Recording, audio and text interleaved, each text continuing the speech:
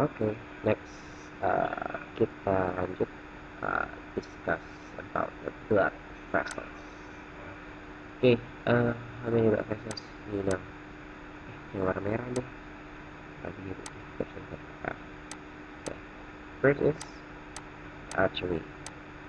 Next, vein, and the last one is capillary. This is the name of the blood vessels. Ada arteri, vena, sama kapiler. Ya, nanti kita diskusi mengenai the structure and function. Thus, the structure, support, the function. Oke, di sini saya tampilin gambar mengenai blood vessels. This is the animation and this is the histology of the blood vessels, anatomy of the blood vessels. Jadi kalau misalkan dilihat di mikroskop, ya kurang lebih blood vessels ya seperti ini, gitu. Nah, jadi udah dilihat, terlihat jelas. Ini terutama kita akan membahas dari arteri sama vena dulu deh, kapiler nanti terakhir khusus. Karena di sini juga nggak terlalu kelihatan dari kapilernya.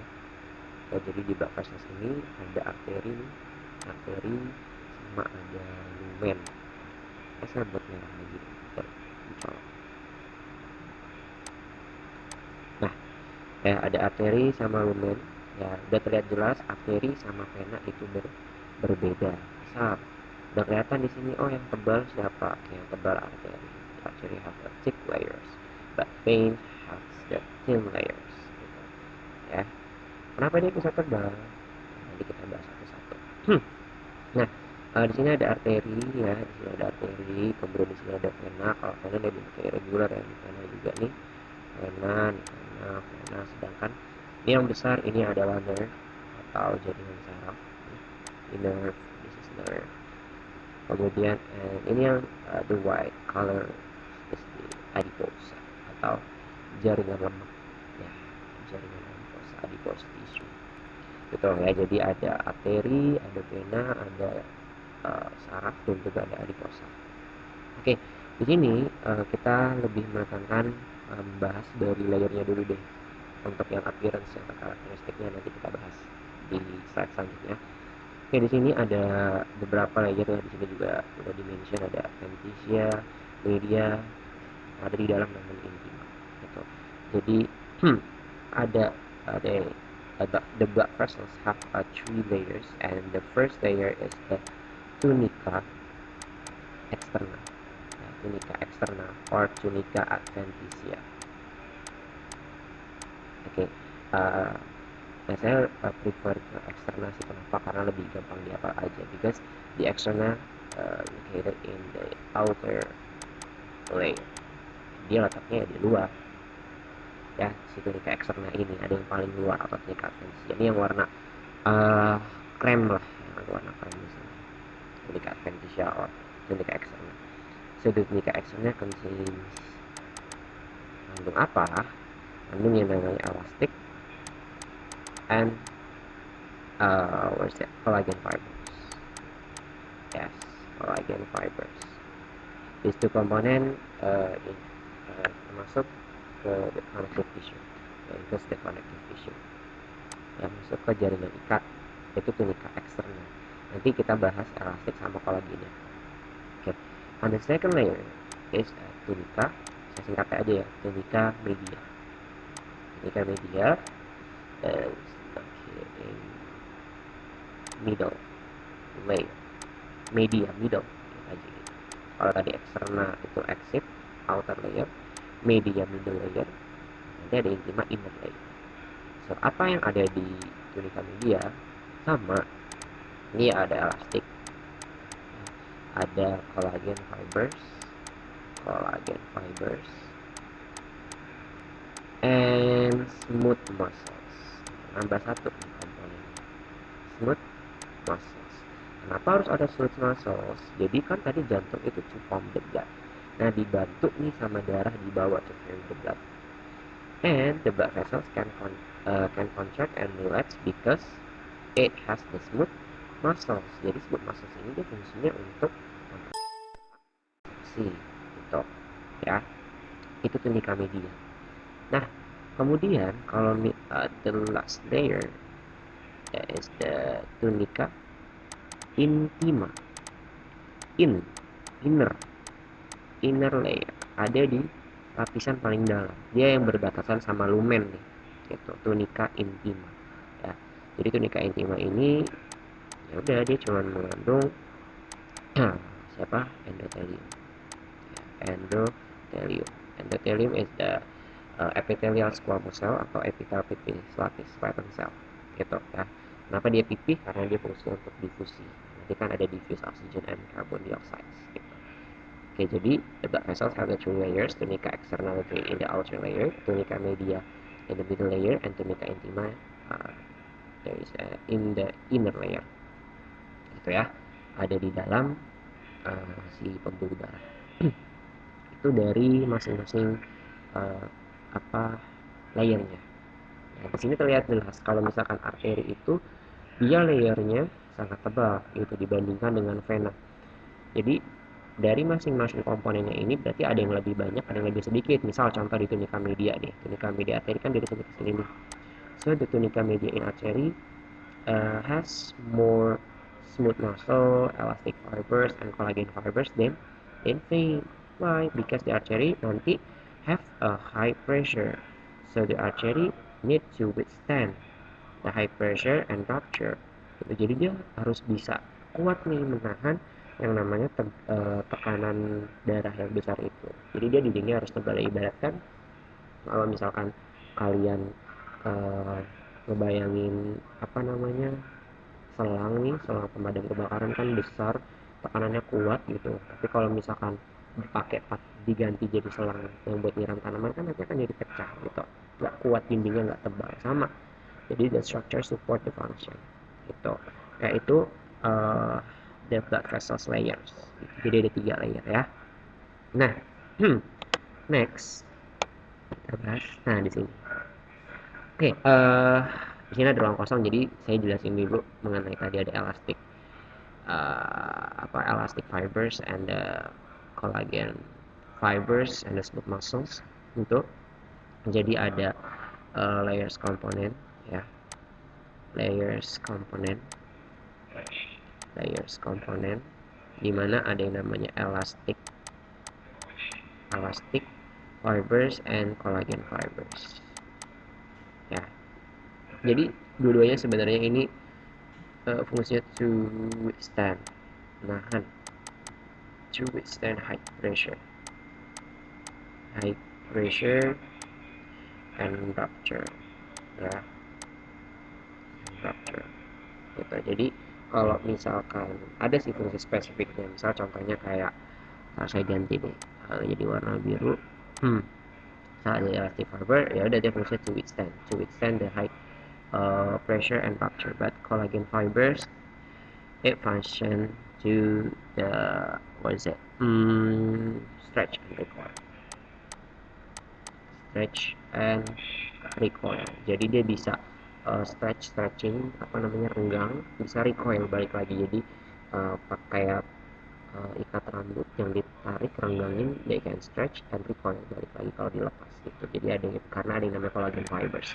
Jadi kalau elastic fibers itu ya dia untuk menahan supaya tekanan darah yang kuat itu bisa ketahan dengan yang namanya elastic fibers gitu ya. Sama tadi ada smooth muscles kan ya, smooth muscle it can contract and relax gitu, itu smooth muscle ya. Dia bisa kontraksi, bisa relaksasi. Kalau endothelium kan tadi diffuse ya, endothelium untuk difusi ya, nanti bisa dengan oksigen or carbon dioxide gitu ya, jadi fungsinya. Nah, itu layer components. Jadi udah dibahas juga ada layersnya, ada 3 ya. Nah, sekarang kita masuk ke yang namanya arteri. Jadi kalau temen ini saya hapus dulu deh, karena di sini nanti ada bacanya lagi. Jadi kalau misalkan arteri itu dia ada macam-macam. Jadi teman-teman bisa lihat yang sebelah kanan itu ada elastic artery and a muscular artery. Kalau arteriol sama endothelium nanti kita bahas ya. Oke, di sini ada elastic artery, dilihat aja dari namanya elastic artery sama muscular artery. Ini saya langsung dimunculin aja deh ya, biar cepet ya. Oke, the artery divided into two types, the elastic artery and the muscular artery. So why the name is the elastic artery? Because it has more elastic fibers than the smooth muscles. Jadi lebih banyak si elastic fibersnya daripada smooth muscle. Jadi ada smooth muscle-nya to contract and relax, but it needs more elastic fibers because the location, the elastic artery uh, in closer to the heart. Jadi dia ada di dekat jantung. Why? Kenapa di dekat jantung itu harus banyak yang namanya elastic fibers? Tadi dilihat elastic fibers function to withstand high pressure and rupture. Jadi tekanannya kuat gitu.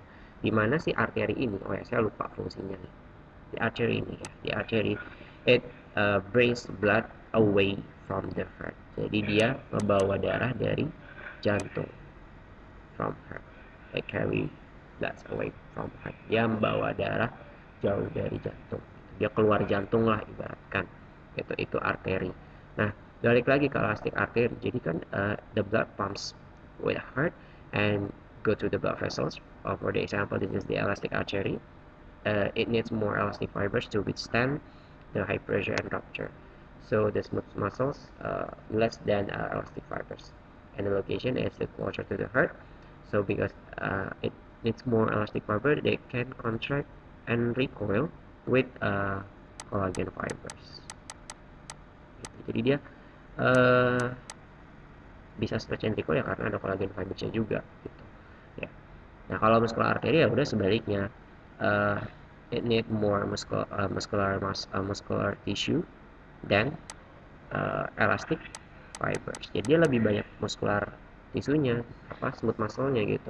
Kenapa? Karena dia udah jauh nih, udah jauh dari jantung, so it needs more muscular tissue dan elastic fibers. Jadi elastic tekanannya juga udah nggak terlalu besar seperti habis dipompa dari jantung tadi kan yang dekat dengan jantung, because it need more muscular tissue to contract and relax. Jadi untuk untuk menjaga si tekanan darahnya itu tetap terjaga gitu ya. eh and the location is the further from the heart, jadi dia agak jauh. It can contract and relax to control blood volume. Jadi ya udah dia karena lebih banyak smooth muscle-nya, jadi dia untuk kontraksi sama relaksasi, untuk ya mengontrol tekanan darah tadi gitu ya. Nah di sini, nah ya dua-duanya elastic artery and muscular artery, it has three layers ya, punya yang namanya tiga tadi, ada tunica eksternal, media, sama intima. Nah di sini ada arteriol. Arteriol ini kalau kita back ya, kita back di sini arteriol. Jadi di sini ada artery and this is the capillary. Okay, the connection between the artery and capillary, there is the arteriole. Ini arteriole. Arteriole. Terus kalau di sini antara vena dengan kapiler, we call it venules. Venula. Oke, next tadi ada venules ya. Kita balik lagi di sini. Nah, saya tampilin lagi. Oke, jadi kalau misalkan yang arterioles ini kalau dilihat ya, it just contains two layers. Ya, cuman ada dua layers di sini, cuman ada tunica media and tunica intima atau endothelium. Ya, jadi ada tunica media sama tunica intima aja. Tunica media and tunica intima. Tunica medianya it contains smooth muscles. Jadi dia tetap punya smooth muscles-nya. So they can contract and relax gitu. Itu artery. Nah di arteri ini kan juga punya yang namanya karakteristik lah. Ini saya update aja deh biar hilang. Terus ini saya hapus karena saya nggak ada space buat nulis arteri ya, ini nggak bisa dihapus. Wait, keep di delete. Nah gini. Oke. Oke, jadi ada karakteristik arteri, karakteristik.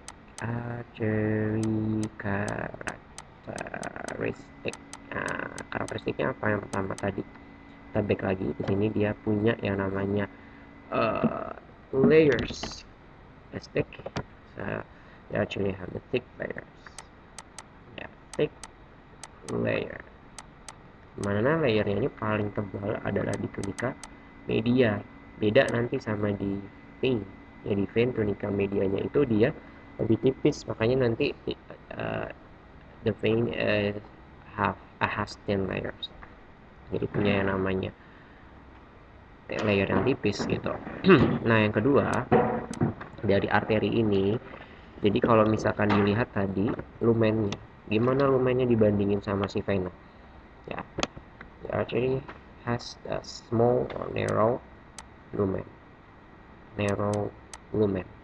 Jadi lumennya sempit because a thick layer. Tuh. Nah, because the narrow lumen and thick layer, and it carries blood from the heart, so the pressure is high. The high pressure. Jadi dia tekanan kuat karena habis dari jantung, kemudian lumennya kecil, terus dia thick layer, di mana thick layer itu yang berarti mengandung lebih banyak smooth muscles gitu, so it can contract and relax gitu ya. Nah, kemudian yang keempat, so yang keempat ini kalau dilihat ya, di sini kan tunika intimanya nih, tunika intima endoteliumnya. Kalau di arteri itu ini nggak terlalu kelihatan ya sebenarnya, itu karena kita tujuannya untuk melihat seluruh jaringan si pembuluh darah dan jaringan-jaringan lain. Tapi kalau di zoom di arteri ini di arteri ini endoteliumnya dia bergelombang, sorry, call wavy endothelium. Endotelium. Jadi endoteliumnya bergelombang, wavy, folded, apapun lah, pokoknya dia bergelombang gitu ya. Jadi itu arteri. Nah, itu kan arteri udah kita bahas nih. Nanti, oh ya, sama satu lagi, ada di arteri itu no valve. Dia tidak ada yang namanya katup di arteri karena dia udah cukup, dia udah punya thick layer, narrow lumen, high pressure because it brings the blood from the heart. Jadi pressure-nya dia tinggi, ya udah dia udah istilahnya tercukupi lah tekanan darah itu supaya bisa mengalir ke seluruh tubuh gitu kan. Itu dari arteri. Nah, selanjutnya kita akan bahas di veins. Nah, di vena ini dia kan fungsinya dulu. Dari vena ini it brings blood into the heart. Dia balik lagi ke jantung. Makanya dia disebut sebagai pembuluh darah balik, veins, di vena ini. Jadi si vena ini kalau dilihat di sebelumnya, si vena ini dia udah lumennya lebar, kemudian dindingnya tipis, so the smooth muscles less than the artery.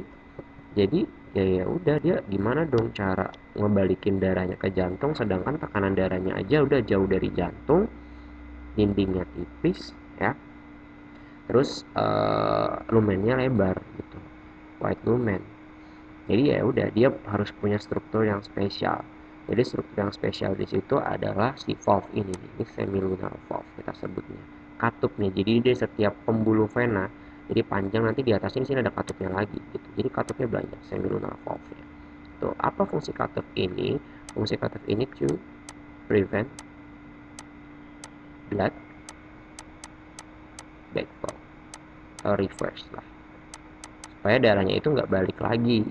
Jadi kalau misalkan dia udah mompa nih ya, terus kemudian ketutup langsung katupnya itu karena tekanan dia udah rendah gitu, udah di pembuluh vena udah tekannya nggak sekencang di arteri itu. Makanya kalau misalkan di arteri itu dia pembuluhnya atau denyutnya bisa dirasakan because it has a high pressure, but in veins not because low pressure gitu. Nah, kalau misalkan vena itu bisa dilihat di tangan-tangan kalian tuh yang berurat-urat ataupun bagian kepala yang keluar, itu ada si pembuluh vena. Jadi letaknya it closer in on the surface skin gitu. Jadi dia letak dekat dengan permukaan kulit gitu ya.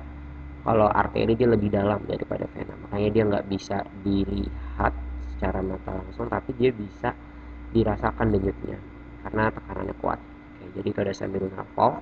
Di sini ada struktur spesial lagi. Jadi kalau semilunar valve itu to prevent blood flow, veins also contains smooth muscles to contract and relax, but the addition is their special structure we call sorry skeletal muscle gitu. Dia punya struktur yang namanya jaringan otot rangka atau otot lurik gitu. Saya lebih sukanya menyebutnya otot rangka gitu ya, karena dia melekatnya di rangka gitu. Kalau otot lurik kan jantung juga sebenarnya berlurik gitu.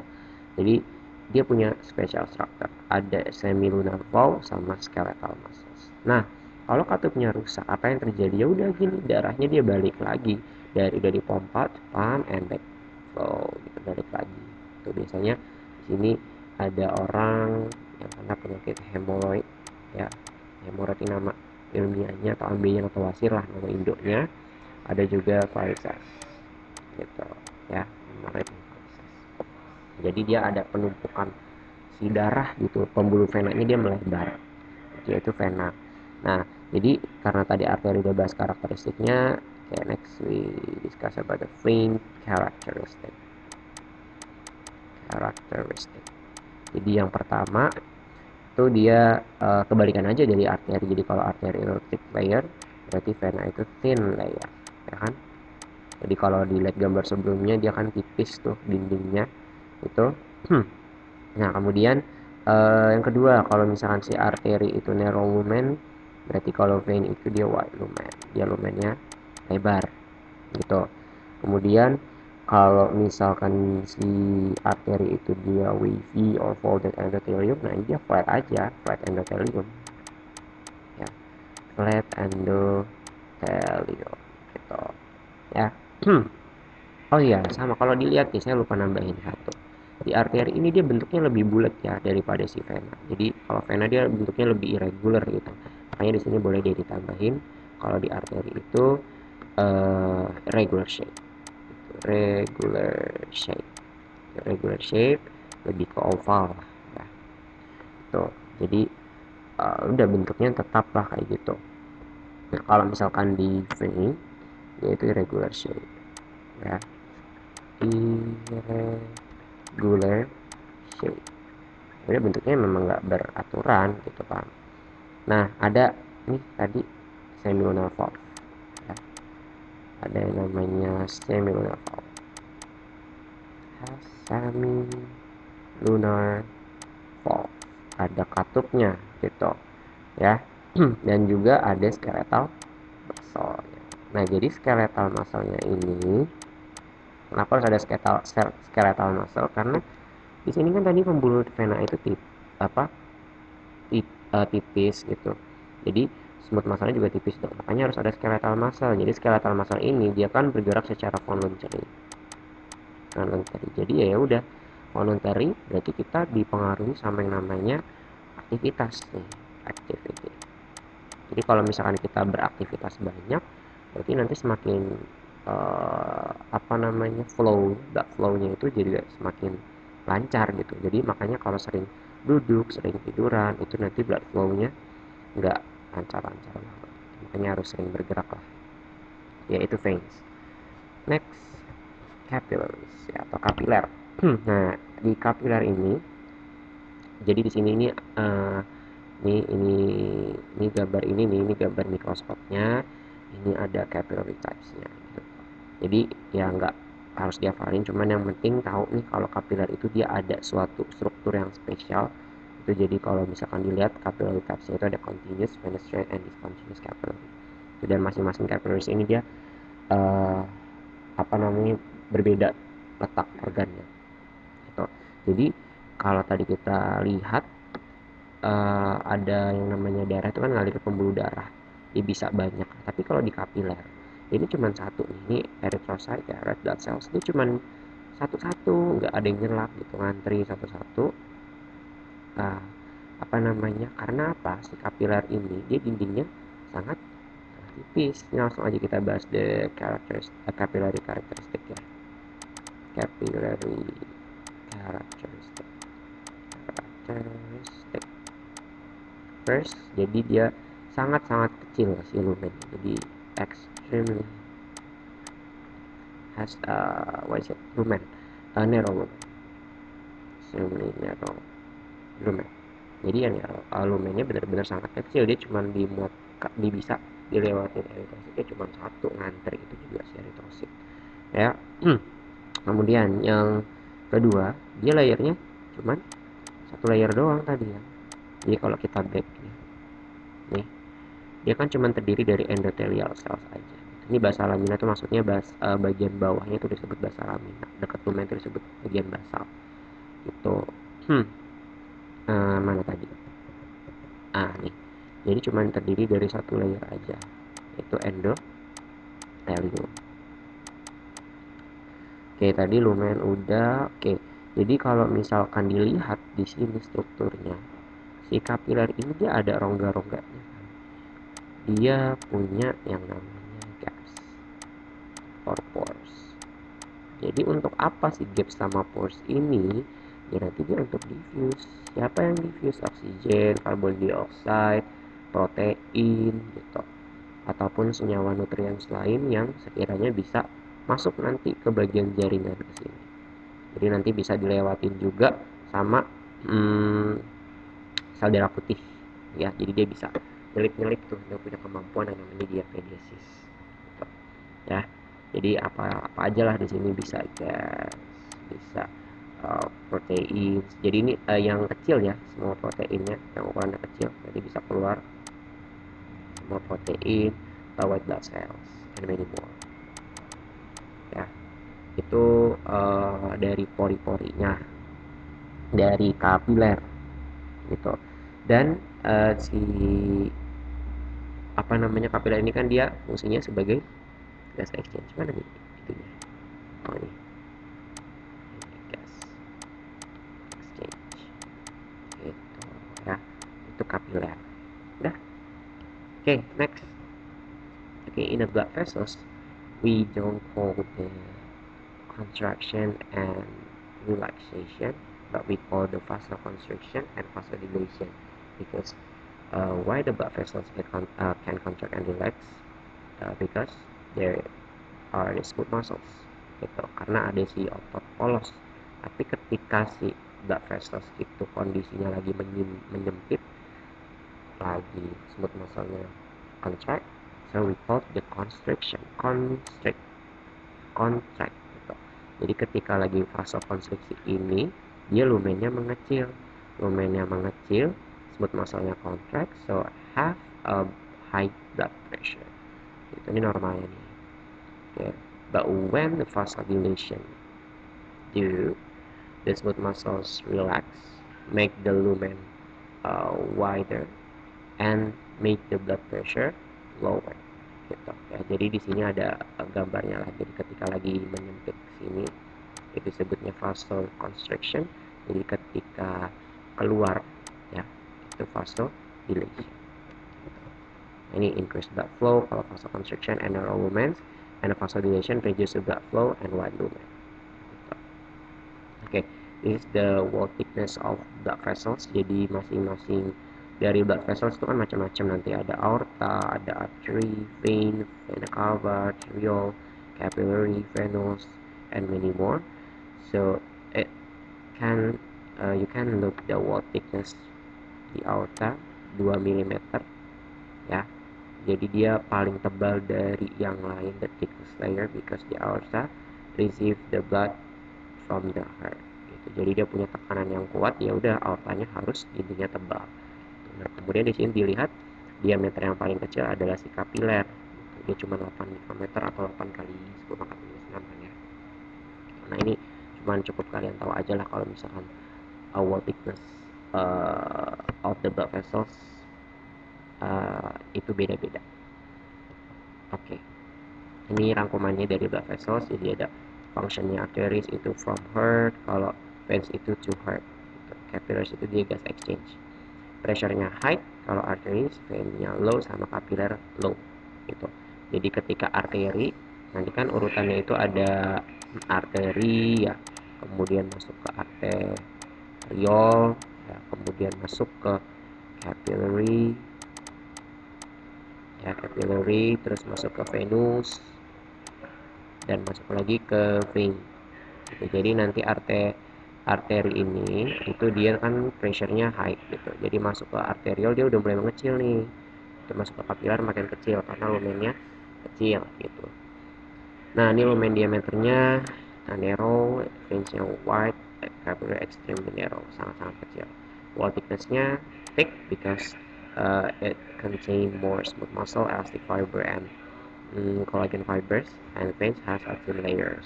Kalau kapiler udah sangat-sangat tipis karena dia cuman terdiri dari satu layer aja. Nah ini tadi yang udah disebutin ya, muscle and elastic fibersnya dia large, small, sama nggak ada. Valve-nya kalau arteri dia nggak punya, vena itu dia punya, kapiler dia nggak punya. Itu blood vessels ya rangkumannya. Oke, next di sini ada yang namanya main blood vessels, dimana main blood vessels ini pembuluh darah pembuluh darah ya, pembuluh darah yang utama yang ada di dalam tubuh, yang besar-besar ukurannya. Jadi posisinya ada di mana aja. Ini dilihat, ingat konsepnya ada arteri and vein. Gimana ya? Arteri, it brings blood from heart, and the vein, it brings blood to heart. Jadi dia ke jantung ya. Sini ada macam-macam, di sini ada gambar diagramnya, di sini ada gambar posisi tubuhnya. Oke, misal dari kita yang paling atas deh ya, dari head, di sini ada kepala. Oke, berarti yang warna merah ini adalah arteri ya nggak, kecuali di sini. Nah ini adalah vena, this is the vein.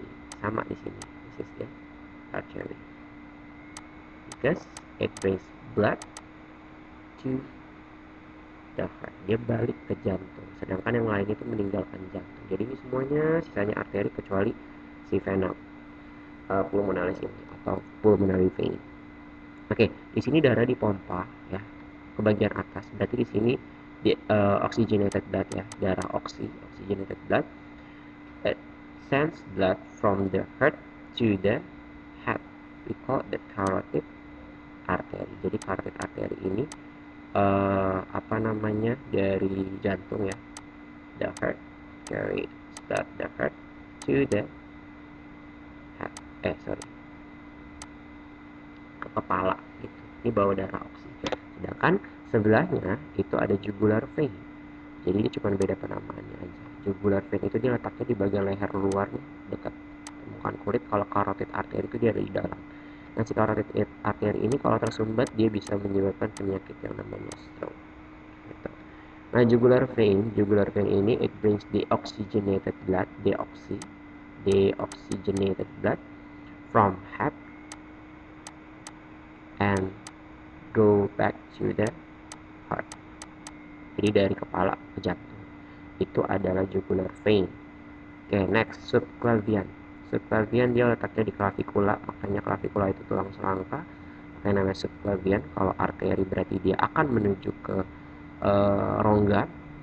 organ, maaf. Kemudian kalau dia vein, dia akan balik ke jantung. Jadi kalau di sini ini kita sebutnya sebagai subclavian artery. Kalau di sini kita sebutnya sebagai subclavian vein. Jadi di vein itu dia mostly it brings the deoxygenated blood except the pulmonary vein gitu ya. Nah nanti kan dari kepala nih, dari tangan, dari jugular vein and subclavian vein dia bermuara jadi satu. Nah di sini sebagai namanya vena cava.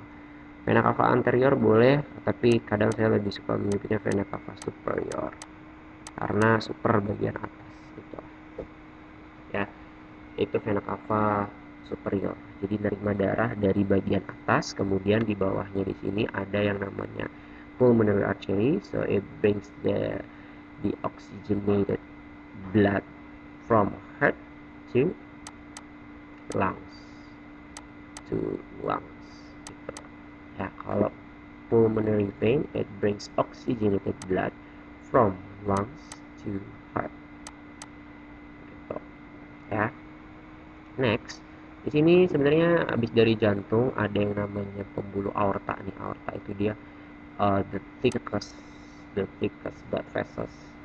Jadi tadi 2 mm kan wall thicknessnya dari pembuluh aorta ini, because it receive blood from the heart and contain a high pressure gitu ya. Jadi aorta ini dia nanti it carries the oxygenated blood from heart to all the body except lungs, karena lungs itu dia nggak ke apa namanya nggak gitu ya. Next, di sini ke bagian bawah deh, ke bawah dulu ntar ke atas. Dari kaki dia naik, kemudian dari kidney, di sini ginjal, nama lain itu adalah renal. Makanya namanya renal artery or renal vein. Renal artery udah berarti dia dari jantung ya, from heart kidney. Dia dari jantung lah pokoknya. Jadi kalau renal vein ya ke jantung, jadi from kidney to heart. Nah, kalau intestine ini kita sebut sebagai mesenteric karena di jaringan ikat di usus itu kita sebut sebagai mesenterium, makanya namanya mesenteric artery. So it brings blood from heart to the intestine, usus ya, intestine. Nah ini dia nggak nyambung nih ke langsung ke jantung, dia harus ke yang namanya liver dulu. Di sini ada suatu nama yang namanya hepatic portal vein. Hepatic itu dia hepar hati, portal itu portal, vein itu dia ya pembuluh darah untuk menuju ke jantung gitu dari organ sebelumnya, makanya namanya hepatic portal vein. Kenapa harus diedarkan ke liver dulu? Karena di sini to ensure the substance and detox the substance itu tadi. Jadi sebelum diedarkan ke jantung dan diedarkan ke seluruh tubuh, dia harus didetox dulu dari usus ke liver. Nah, baru dari liver di sini ada hepatic artery. Hepatic artery ini adalah to supply oxygen and it brings oxygenated blood from heart to liver. We call the hepatic artery and the hepatic vein when the oxygenated blood flows from the liver to the heart.